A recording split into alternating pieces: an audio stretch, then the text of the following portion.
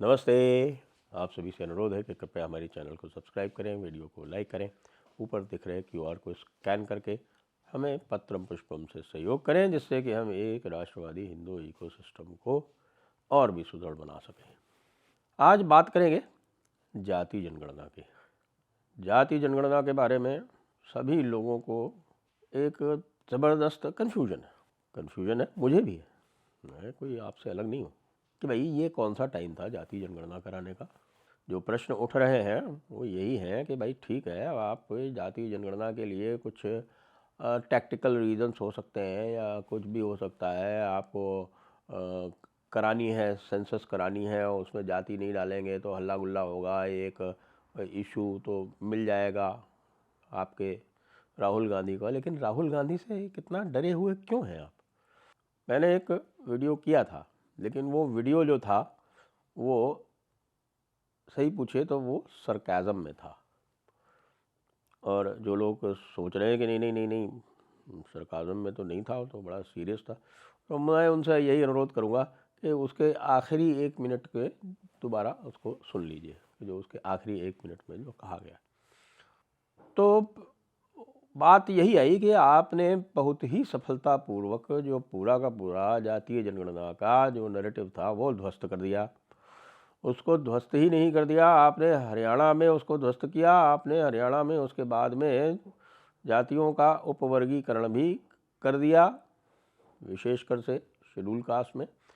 और आपने महाराष्ट्र में जितनी बड़ी चुनौती थी जाति वाली, विशेषकर से मराठा आंदोलन के कारण, और नीचे काम करके, और जो वहाँ की जो भजन मंडलियाँ हैं उनके माध्यम से पूरा एका करके और वहाँ भी उसको ध्वस्त कर दिया। बिहार में ये कोई इशू ही नहीं है। जो लोग कह रहे हैं साहब बिहार के जो हमारे जो कुछ हैं जो बेसिकली आईटी सेल के ही बंदे हैं, वो कह रहे हैं साहब मास्टर स्ट्रोक, और ये बिहार जनगणना में हमने बिहार में बड़ा काम आएगा। यार बिहार में जातीय जनगणना हुए 2 वर्ष हो गए, मामला पूरी तरह से ठंडा पड़ा हुआ है, कहीं कोई उसका उल्लेख भी नहीं है। उसमें जो उन्होंने 15% रिजर्वेशन बढ़ाया था वो भी हाई कोर्ट ने, सुप्रीम कोर्ट ने उड़ा दिया।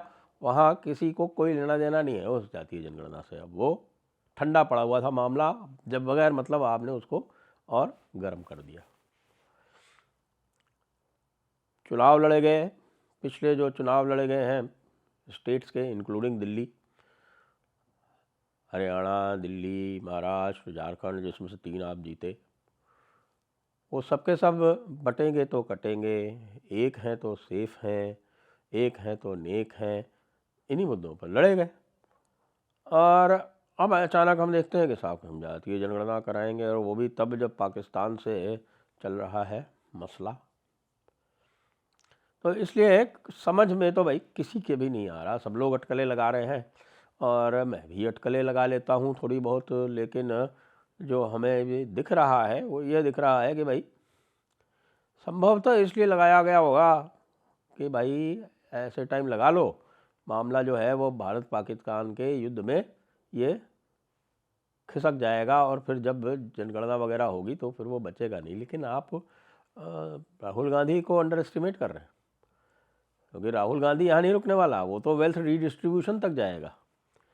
और यदि राहुल गांधी को एजेंडा सेट करना ही है तो फिर लोग भी सोचने लगेंगे, विशेषकर जो आपके बिल्कुल पूरी तरह से, जिसको हम कहें जो निष्ठावान जो आपके वोटर हैं, वो सोचने लगेंगे कि यार आप काम तो सारा राहुल गांधी का करते हो, तो आपको वोट देने से क्या फ़ायदा है। ये इस समय चर्चा चल रही है, मैं कोई ऐसी नई बात नहीं बता रहा हूँ, ये चर्चा इस समय पूरे सोशल मीडिया पे चल रही है, विशेषकर उस वर्ग के पीछे जिसको कहा जाता है कि आप लोगों ने जातिवाद लाया, यानी सवर्णों को ये ब्लेम किया जाता है कि साहब कि जातिवाद उनके कारण से है, और आज वो पूरी तरह से जाति जनगणना के विरोध में, जातिवादी व्यवस्था के विरोध में खड़े हुए। और जो लोग ये कहते हैं कि हमें जातिवाद समाप्त करना है, वो जाति जाति जाति जाति और जाति, ये जाति वो जाति, हालांकि इसको और आगे ले जाएंगे ना तो ये जो तथाकथित ओबीसी के जो एलिट्स हैं ना, ये ओबीसी में जो फॉरवर्ड हैं, नुकसान इनको ही होने वाला है, क्योंकि रोहिणी कमीशन, आपको ध्यान है, रोहिणी कमीशन काम करके अपनी रिपोर्ट भी दे चुका है।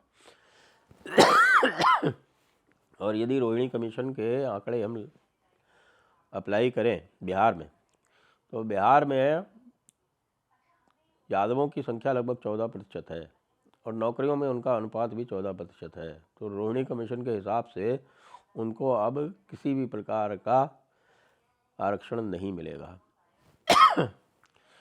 अच्छा, इसमें ये भी एक असफलता जो मैं देखता हूँ ना, ये जो बहाव में बह जाने की जो प्रवृत्ति है भारतीय जनता पार्टी की और आरएसएस की, वो इस आरएसएस के बहुत भारी, एक बहुत बड़े वटवृक्ष टाइप के संगठन की एक भारी कमजोरी, और ये कमजोरी उनके शीर्ष नेतृत्व की कमजोरी। वे शीर्ष नेतृत्व ने कभी भी नैरेटिव का सामना करने का प्रयास नहीं किया, इधर उधर से बच के निकलने का प्रयास किया या फिर उसके सामने जो है वो सरेंडर करने का कार्य किया। इसी दिशा में आप याद करें, मैं कई बार जो मुसलमानों के संबंध में जो इन्होंने नैरेटिव बनाया और जिसको भी समय समय पर आप सुनते रहते हैं, हालांकि पिछले 2 वर्ष से थोड़ा कम हो गया है, उसमें बातचीत जो है वो मुझसे भी की गई थी। तो ये मैं आपको डिस्क्लेमर दे देता हूँ कि मैं इस मामले में मेरे से भी बातचीत हुई है।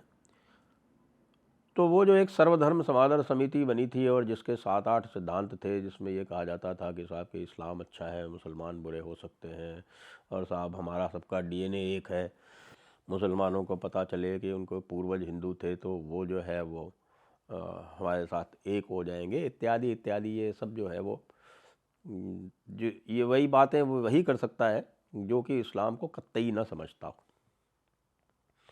तो ये जो नासमझी के कार्यक्रम ये चलाए इन्होंने, चलिए उस समय आवश्यकता थी, ये 93 में ये इनिशिएटिव लिया गया था, जब 92 के बाद में रेडार पे था राष्ट्रीय स्वयंसेवक संघ को, यानी कि ये सब बातें हो रही थी, सरकारें डिसमिस हो गई थी, तो उस समय इन्होंने करा तो ठीक था, लेकिन उसमें अगाध अलतकैया के रूप में ठीक था, कोई हम उसका विरोध नहीं करेंगे। लेकिन आज भी उसी नैरेटिव पे कायम रहना और इंडिपेंडेंट रिसर्चर्स द्वारा आपके इतिहास को खंगाल के उन सारी बातों को गलत सिद्ध कर देना, पूरे एक समाज का शत्रुबोध और स्वयं बोध जगा देना, इस सब के बाद भी अगर आप उस नैरेटिव पर टिके रहें तो कोई क्या कहेगा। इसी तरह से जाति का मामला है, कई बार तो ये लगता है कि जितने भी लेफ्टिस्ट नैरेटिव है उसको सबसे पहले भारतीय जनता पार्टी वाले पकड़ लेते हैं। अब ये जो जातियों का नैरेटिव है, आरंभ किसने किया? अंग्रेजों ने।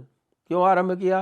भारत में केवल वर्ण व्यवस्था थी, जाति व्यवस्था की कहीं कोई बात नहीं होती, सारी जातियां ऑटोनोमस थी, सारी जातियों ने अपने अपने कोड ऑफ कंडक्ट बना रखे थे, और जातियों का जो गठन था वो उनके जो एक हम कह सकते हैं कि ऑक्यूपेशन स्पेशलिटी के हिसाब से हुआ करता था, और जैसे जैसे समय बीतता गया वो डिफ्यूज़ होता गया। वैसे तो पूरी वर्ण व्यवस्था में साफ साफ लिखा हुआ है कि भाई वर्ण व्यवस्था जो है वो परिवर्तित होती रहेगी, कर्म के अनुसार है।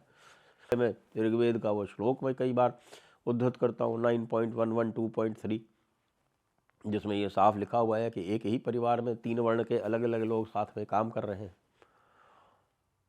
अब ये जो ऑपरेसर और ऑपरेस्ड वाला जो लेफ्टिस्ट लेके आए, उसको आरएसएस ने अंगीकार कर लिया, यानी सरसंघ चालक ने कह दिया कि साहब 2000 वर्ष से शोषित हैं लोग। कौन से शोषित हैं? यादव शोषित है या जाट शोषित है? गांवों में जाके रियलिटी अपने स्वयं के जो स्वयंसेवक हैं उन्हीं से पूछ लीजिए। जितने राज्य यादवों के रहे हैं भारत में, उसका 5% भी ब्राह्मणों के पास नहीं रहे। और ब्राह्मणों ने कैसे ऑपरेशन कर लिया और कैसे वो शोषक हो गए।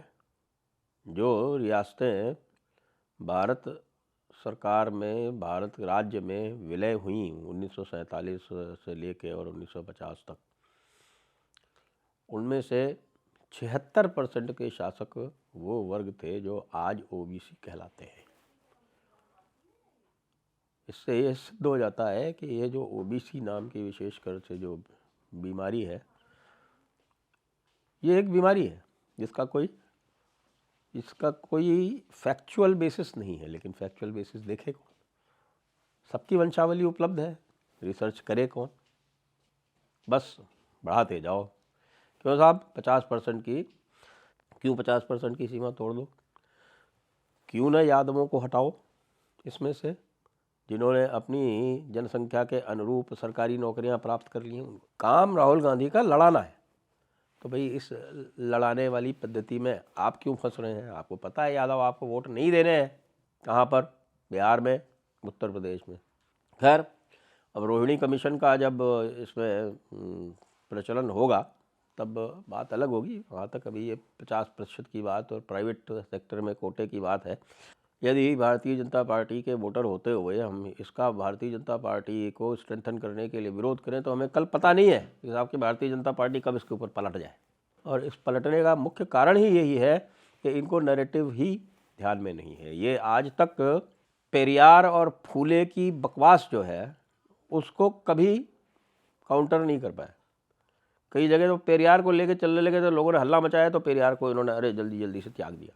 साबरमती में, शबरीमला में जब महिलाओं वाला केस हुआ तो वो खड़े हो गए लेफ्टिस्ट के साथ में। कौन? आरएसएस वाले। जब हल्ला गुल्ला हुआ तब एकदम से ध्यान आया कि अरे ये तो गड़बड़ हो गई। अब इसी प्रकार का हल्ला गुल्ला ये अननेसेसरी इस समय करवाया है, जिस समय की लड़ाई जो थी वो पाकिस्तान से होनी थी, सबको एक साथ होना था। हालांकि आगे चल के क्या होगा हम नहीं कह सकते, लेकिन अभी तो ये दिख रहा है कि राहुल गांधी के सामने सरेंडर कर गए और खाली एक छोटे से किसी पॉलिटिकल पॉइंट के लिए देश का हित जो है वो आपने त्याग दिया। ये बात सामने आ रही है, इसको हम नकार नहीं सकते। तो बेस्ट ऑफ लक कहूँगा मैं भारतीय जनता पार्टी को। और जो इसके कारण जो सवर्णों का कंसोलिडेशन हो रहा है वो कहीं भारतीय जनता पार्टी को डैमेज ना कर दे आगे चल के, ऐसी सदिच्छा रखता हूँ मैं कि भाई डैमेज ना करे। जय हिंद, जय भारत, वंदे मातरम।